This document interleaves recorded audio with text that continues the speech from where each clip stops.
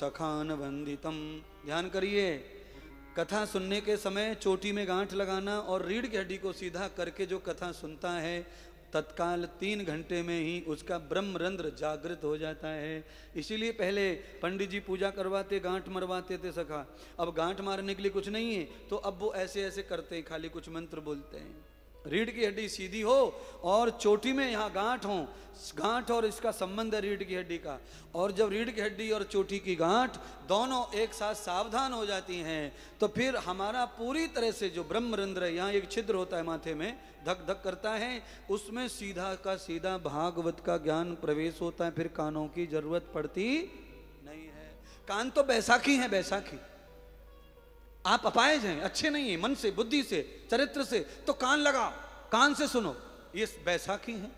आदत खराब हो जाए, लंगड़े बहरे गूंगे अंधे हो जाएं, चश्मा लगाओ, बैसाखी पकड़ो, आपको जो करना है साधन पकड़ो, पर ब्रह्मरंध्रम ब्रह्मात योजना नाम, यहां से ही ज्ञान घुसता है और यहीं से ब्रह्म आत्मा निकलती है। जब हमें परमात्मा की प्राप्ति होती है तो माथे से प्राण निकलते हैं, और जब हमें नरक स्वर्ग में कहीं यहीं मरना पड़ता, आना पड़ता, तो फिर आंख, नाक, कान, मुंह, लिंग, गुदा, ये 7 जगह से प्राण निकलते हैं। जिनकी आंखों से प्राण निकलते हैं उनकी आंखें खुली रहती हैं, जिनका मुंह से निकलते हैं मुंह खुला रहता है, जिनकी नाक से तो नाक खराब हो जाती है, नाक बहने लगती है, और जिनका गुदा से निकलता है तो लेट्रिन हो जाती है। ऐसे आइडिया है मेरे पास में साइंस के।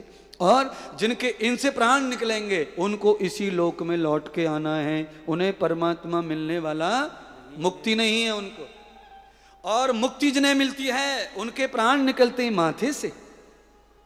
ब्रह्मांड उच्च स्थाने उत्तमा, उच्च स्थान से ब्रह्मलोक में जाते हैं वो माथे से प्राण निकलते हैं। जिनकी मुक्ति है, जिन्हें जन्म नहीं लेना है, उनकी आत्मा प्राण निकलते माथे से।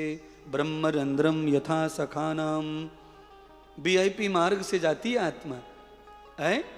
सरताज, मुकुट यहाँ, ताज यहाँ, सम्मान यहाँ, टीका यहाँ, सारे सुख यहाँ, सारा सम्मान ये ब्राह्मण है। यहीं से ब्राह्मण से ही निकल के प्राण जाते हैं ब्रह्मलोक में।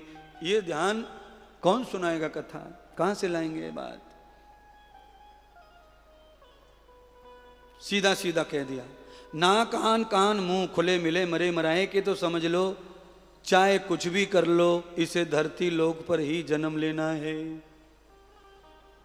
आंख नाक कान मुंह अपने आप बंद हो, मुंह बंद, कान बंद, आंख बंद, हाथ और पैर सब सरल, तो समझ लेना इनकी मुक्ति हो गई।